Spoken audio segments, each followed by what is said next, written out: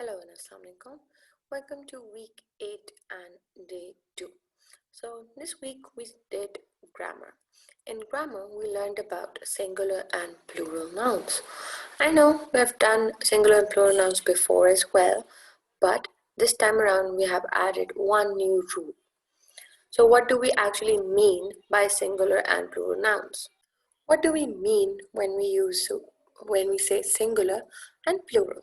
The word singular means one. We always say the word singular means one and plural means more than one. For example, if I have one pencil, I would say it is singular.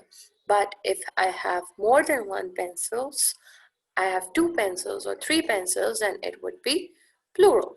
Okay, so some nouns name one person, place, animal, or thing.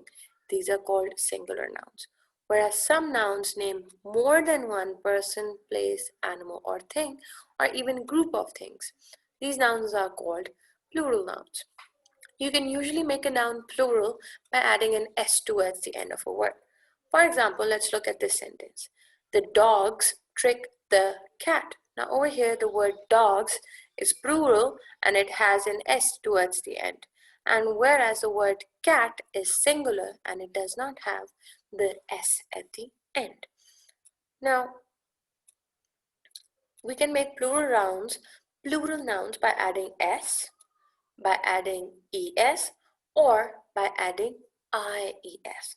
We have done adding S and ES before, but adding IES is something new. Okay, so we add S to make plural of most nouns. For example, bat becomes bats. We add ES to form plural of singular nouns that end in S, CH, SH, X, or Z. If the words have these 5 endings, you can add ES. For example, wish. The word wish has an SH ending, so you will add ES. It becomes wishes. For example, the word box. Box has ending X. You will add ES and it will become boxes. Now, if the words, to form the plural nouns of words ending in a consonant and a Y, change the Y to I and then add ES.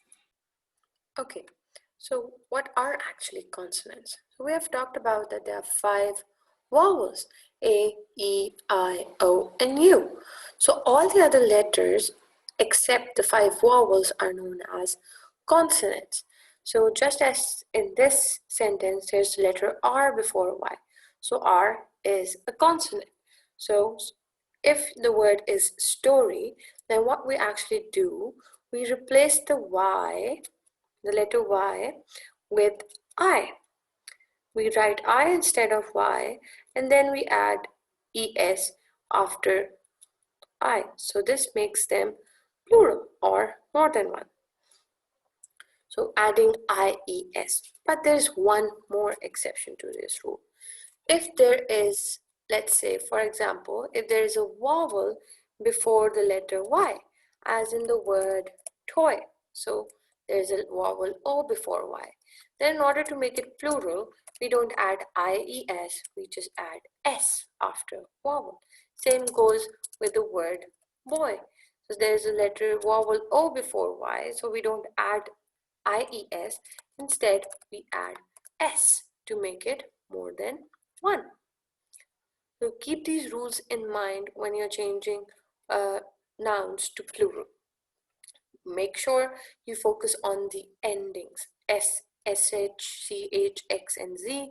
And if the vowels are ending in Y and if the words are ending in Y and there's no vowel before it, you add IES by replacing the Y with I.